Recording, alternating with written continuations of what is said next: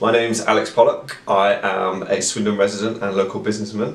I run a digital marketing agency here in Swindon called Stockmed Sup. We help brands tell their stories online through video content and photography and the management of social media channels. And more recently, I am just in the process of setting up a men's mental health awareness campaign.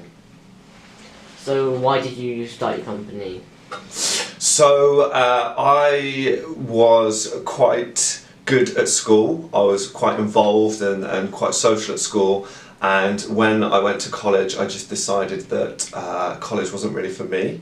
So shortly before my AS level exams I told my mum that I was going to drop out of college, and her conditions were that I needed to go and get a job as quickly as possible, and I did. I was fortunate enough to get a very low paid entry level job for a digital online e-commerce company, and by going into that business they taught me kind of all the basics of social media and digital marketing, SEO, Google advertising, those kind of things.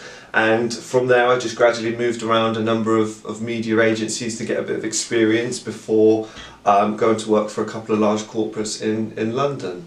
And then a few years ago I was a little bit bored of that corporate kind of lifestyle, travelling to London every day, and just decided that I wanted to start my own business, and that's how I got into it.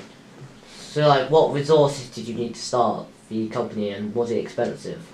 So some businesses do have the tendency to be quite expensive when you set them up. Fortunately for me, as long as I had my laptop and a Wi-Fi connection and a bit of understanding as to what I needed to create, like a website and some branding and some equipment, it wasn't too expensive for me to start up. But I do know of similar sized businesses and similar style agencies that have a heavy investment to begin with to get all the latest equipment and technology and cameras and those kind of things. For us to start with, we had a couple of DSLR cameras, a few smartphones, a really nice book of contacts, and our laptops. So what makes your company unique in such a large industry? I think the thing that sets our company apart from the rest is we are quite small and boutique. So when we deal with a client, you are dealing with the individual people who have got skill set in our business. A lot of our clients are actually independently owned businesses, so being a business owner myself, but also understanding social media and digital marketing, it's very easy for me to kind of connect and engage with other owners of businesses who are also looking to kind of drive more revenue and deliver on their business objectives. How do you promote your business? So to promote our business, because we're in the social media industry, we actually have to practice what we preach. So we have quite an engaging Facebook presence. We're quite active on Instagram and Twitter and LinkedIn and those kind of channels. So for us, in order to showcase to potential clients that we can be what we are and we can do what we do, we have a really sort of effective social media strategy. Did you meet any challenges at the start? I think there's always going to be challenges, whatever kind of business you want to set up. And for us, we didn't have any funding, we didn't have any large investors, I didn't have a huge bank account or anything like that. So the hardest challenge to begin with was getting up and running as quickly as possible to ensure that we could bring some clients on board and get some money coming in so that we could then expand, get some new members of staff. And I guess over the last couple of years, it's been that kind of progressive routine of winning a couple of large clients, investing some money back into the business, and then sort of doing this whole loop around again. How many people do you employ? So at the moment in the business we've got 5 employees that are full-time. That ranges from content creators to photographers. We've got a digital marketing apprentice, a client services director. So that's our core team. But in order to meet the briefs of some of our clients, we actually have a number of freelancers as well. So we've got probably 9 or 10 freelancers that we work with on an ad hoc basis. Can you give an example of a sort of client brief that you would work to? Yep. So what, just a specific client? If you can. Yeah, okay. Or just So a client that we work with quite locally in Swindon is a company called the Wilkes Academy.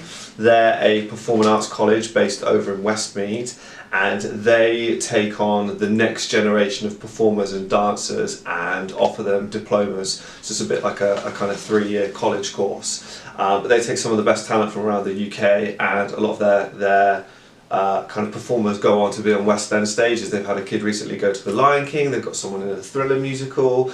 Their whole business brief for the digital marketing was to showcase what goes on behind the scenes and through their performing arts college doors through social media. So it's about creating really professional looking videos of some of the experiences that the performers have had there, and then getting it out to the target audience that they're looking to attract. So for example, they want to be appealing to those 14, 15, 16-year-old next generation dancers, but they also need to be kind of appealing to the parents as well, so that they can determine that that's where they want their child to go in order to follow their career and follow their dream.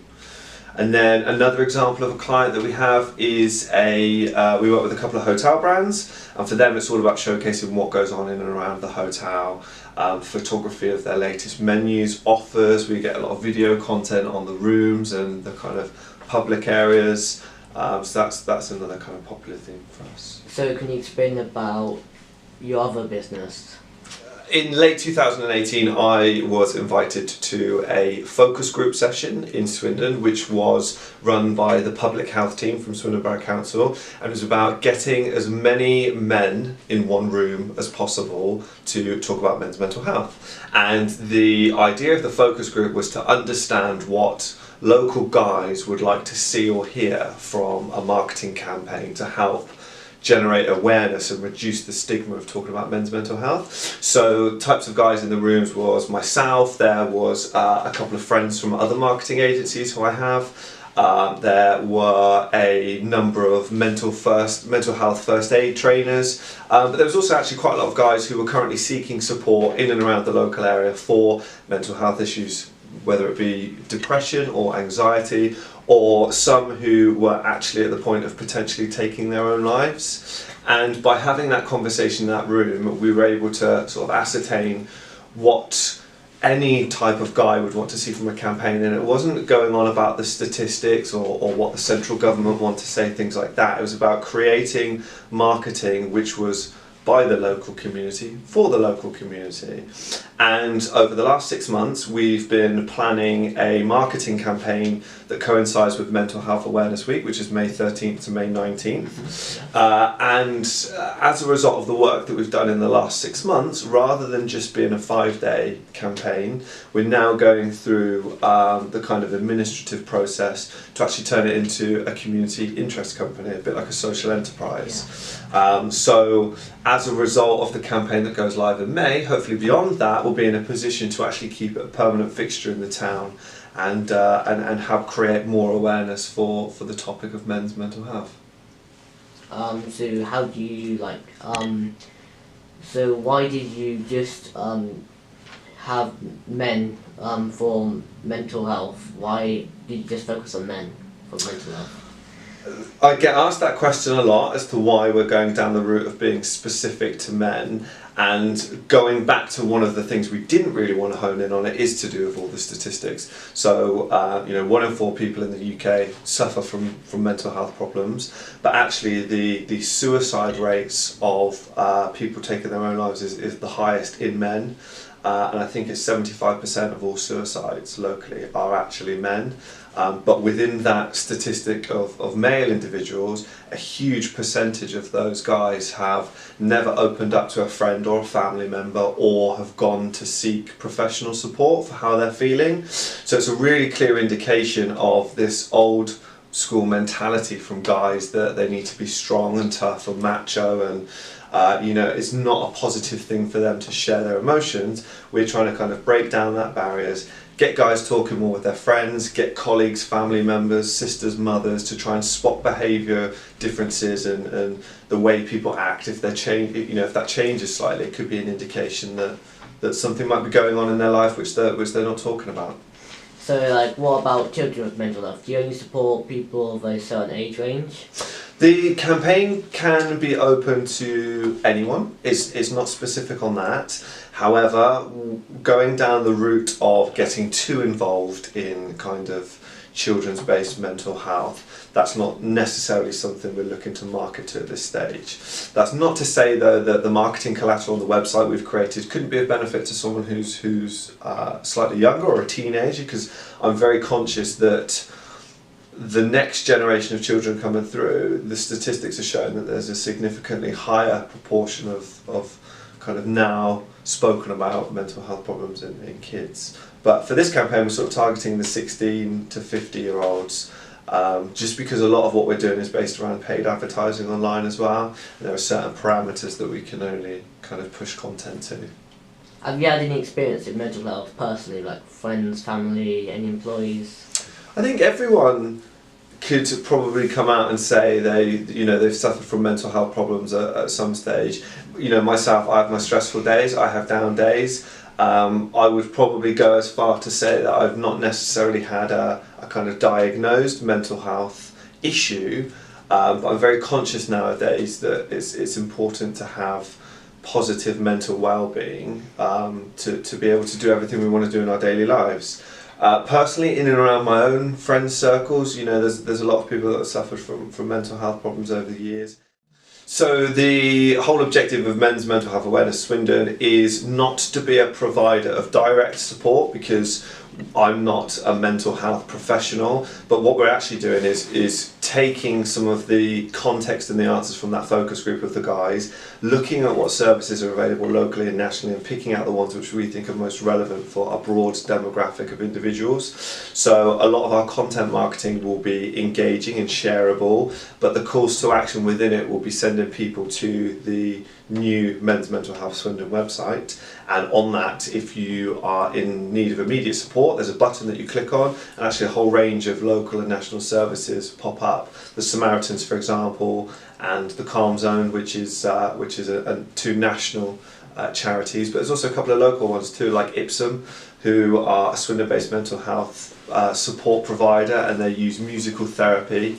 And we've got Wiltshire Wildlife Trust on there, for example, that use outdoor and green spaces to help bring guys together to talk and do activities and things like that.